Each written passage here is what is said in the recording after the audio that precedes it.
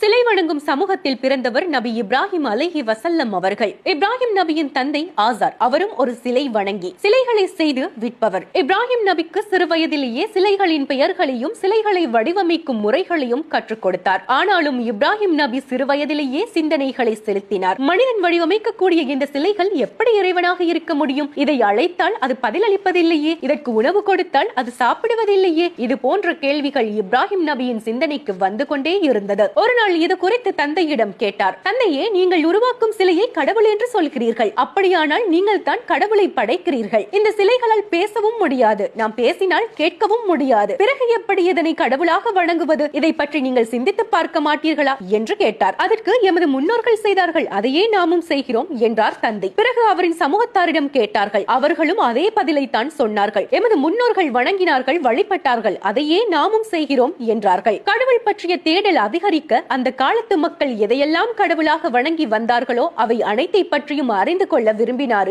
இப்ராஹிம் நபி. அப்போதுதான் இருள் சூழ்ந்த இரவில் மின்னிக் கொண்டிருந்த ஒரு நட்சத்திரத்தை கண்டு இது என் இறைவனாக இருக்குமோ என்று தம் மக்களை கேட்க, அது மறையவே மறையக்கூடியது எப்படி இறைவனாக இருக்க முடியும் என்றார். பிறகு சந்திரனை பார்த்து இது என் இறைவனாக இருக்குமோ என்று கேட்டார். அதுவும் மறையவே, எனது இறைவன் எனக்கு நேரான வழியை அறிவிக்காவிட்டால் வழி தவறிய மக்களில் நானும் ஒருவனாகி விடுவேன் என்று கூறினார். பின்னர் உதயமான பளிச்சிடும் சூரியனை கண்டு இது மிக பெரிதாக இருக்கிறது, இது என் இறைவனாக இருக்குமா என்று கேட்டார். அதுவும் அஸ்தமமாக, இந்த நட்சத்திரம், சந்திரன், சூரியன் அனைத்தையும் யாரோ ஒருவரின் படைப்பு, அவனின் கட்டளைப்படியே இவைகள் இயங்குகின்றன. ஆகவே இவற்றினை இயக்கக்கூடியவன் தான் எமது இறைவன், நாம் அவனுக்கு எதையும் இணை வைக்க கூடாது என்று மக்களை நோக்கி சொன்னார். ஆனாலும் சிலை வணக்கத்தில் மூழ்கி இருந்த அந்த மக்கள் அதனை கேட்பதாக இல்லை. இப்ராஹிம் நபி அவர்கள் கடவுளை தேடுவதில் இறுதி இலக்கை அடைந்த போது இந்த உலகத்தையும் அதில் உள்ளவற்றையும் படைத்து பரிபாலிப்பவன் அல்லாஹ் ஒருவன் மட்டுமே என்று அவர் முடிவுக்கு வந்தார். அல்லாஹ்வும் அவரை நபியாக, தன்னுடைய தூதராக ஏற்றுக்கொண்டான். அன்றிலிருந்து அறியாமையில் இருந்த தம் மக்களை நேர்வழிப்படுத்த பல முயற்சிகளை எடுத்தார். இதனால் தம் சமூகத்தில் கடும் எதிர்ப்பை சந்தித்தார்.